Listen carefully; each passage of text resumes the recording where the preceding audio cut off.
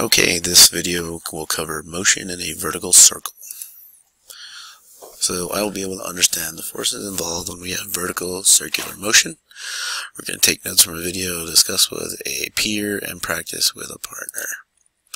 So motion in a vertical circle, much like our centripetal force and centripetal acceleration from before.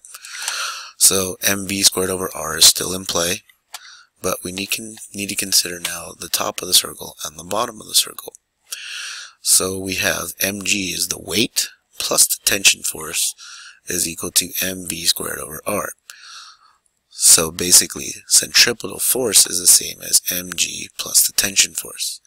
Or we can say that the tension force is equal to mv squared over r minus the weight.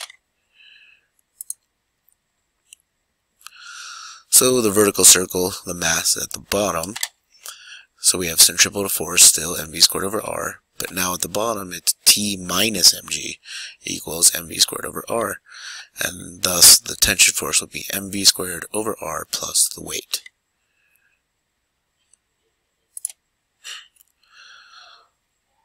So we're going to assume that the centripetal force required to maintain circular motion is 20 newtons.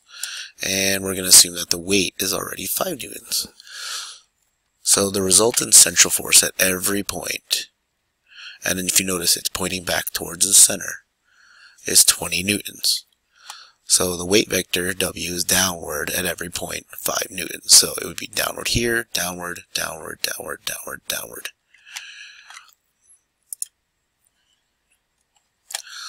So the resultant force, 20 newtons, is the vector sum of T and W at any point in the path. So at the top, we have the tension force plus the weight equals to the centripetal force. So T plus 5 newtons equals 20 newtons, so thus the tension force is 15 newtons.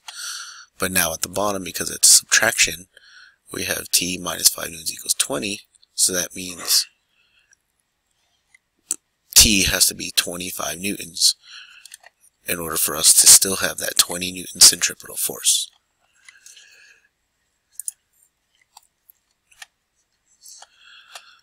So again, in motion in a circle, T equals mv squared over r minus mg, but at the bottom, we're adding them. So here's an example problem.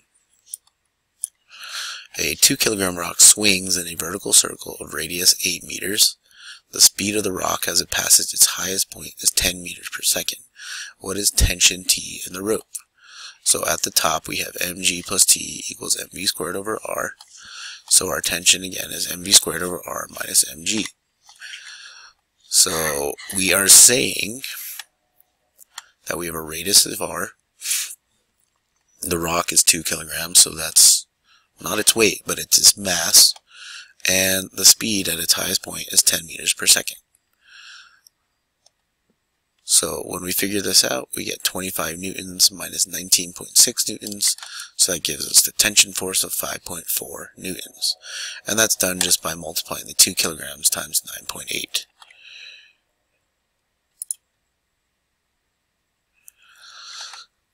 So what is the tension T in the rope? So we figured out that T is equal to 44.6 newtons. So we solved mv squared over r, that gave us 25. And then now we're adding the weight, so plus 19.6. So that gives us a tension force of 44.6 newtons.